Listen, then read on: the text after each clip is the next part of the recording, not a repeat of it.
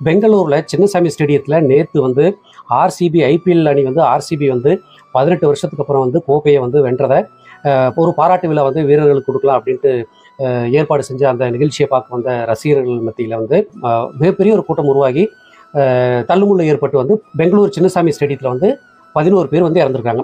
இந்த 11 பேர்த்தில் நீங்கள் பார்த்தீங்க அப்படின்னா ஒரு 10-11 வயது மதிக்கத்தக்க ஒரு சிறுமி உட்பட 11 பேர் மொத்தம்.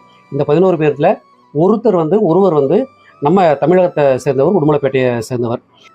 இந்த துயரமான செய்தி நம்ம வந்து கேட்டதுலேருந்து நம்மளுடைய மனசை வந்து நம்ம என்ன சொன்னாலுமே வந்து நம்ம வந்து ஆறுதல் படுத்திக்கவே முடியல. காரணம் என்ன அப்படின்னா, வாழ்க்கையவே வந்து வீணாக்கிக்கிட்டு நம்ம போய் அவங்கள வந்து பார்க்கணுமா, இல்லை அந்த விளையாட்டை பார்க்கணுமா, அந்த அளவுக்கு ரிஸ்க் எடுத்துகிட்டு பார்க்கணுமா அப்படிங்கிறதெல்லாம் நினச்சி பார்க்குறப்போ உண்மையாலுமே வந்து நமக்கு வந்து ஒரு மிகப்பெரிய ஒரு கோபம் வந்து தடுக்கவே முடியலைங்க. நம்ம உயிரை வந்து பணயம் வச்சு நம்ம வந்து ரிஸ்க் எடுத்து நம்ம வந்து ஒரு ஸ்போர்ட்டை பார்க்கணுமோ, ஒரு விளையாட்டை நம்ம பார்க்கணும், ஒரு விளையாட்டு வீரரை பார்க்கணும் அப்படிங்கிற அளவுக்குலாம் வந்து நிச்சயமாக வந்து எந்த ஒரு விளையாட்டுமே வந்து அந்த அளவுக்குலாம் வந்து நம்ம நினைக்கிற அளவுக்கு ஒர்த்து கிடையாது, முக்கியத்துவமான விஷயமும் கிடையாது.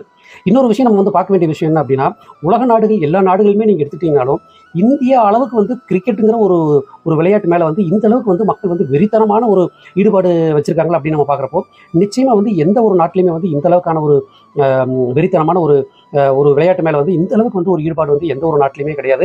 ஒரு விளையாட்டை வந்து விளையாட்டாக பார்க்கணுமோ ஒழிய அந்த விளையாட்டை வந்து விளையாடிட்டு வந்ததுக்கப்புறம் ஓகே யார் ஜெயிச்சாங்களோ அவங்கள பாராட்டிட்டு யார் தோத்தாங்களோ வந்து அதை வந்து நம்ம வந்து இது வந்து ஒரு ஸ்போர்ட், ஒரு விளையாட்டு, தோல்வியும் இருக்கும் வெற்றியும் இருக்கும் அப்படிங்கிற பார்வையில் நம்ம பாட்டுக்கு நம்ம வேலையை பார்த்து போயிட்டே இருக்கணுங்க. 18 வருஷம் கோப்பை வாங்கலன்னு என்னங்க நம்மள என்ன ஊர் விட்டு ஒதுக்கி வச்சிடறாங்களா என்ன?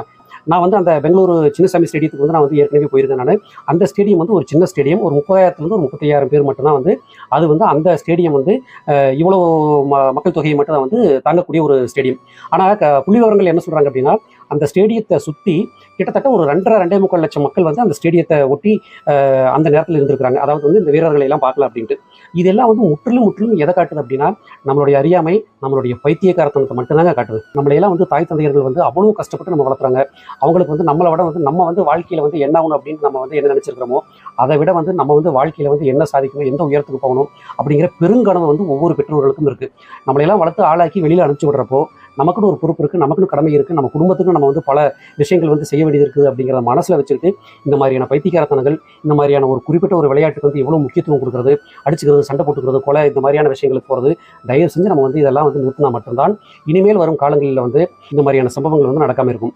இல்லை நான் இப்படியே தான் வந்து ஒரு விளையாட்டை வந்து தூக்கி பிடிச்சிட்டு இருப்பேன், எனக்கு வந்து விராட் கோலி தான் முக்கியம், எனக்கு வந்து தோனி தான் முக்கியம் அப்படி என்றால் நிச்சயமாக நமக்கு ஏற்படும் இழப்புகளை எந்த கொம்பனாலும் எந்த கடவுளாலும் காப்பாற்றவே முடியாது. நேற்று நடந்த பெங்களூர் சம்பவம் ஒரு மிகச்சிறந்த உதாரணம், புரிந்து கொள்வோம்.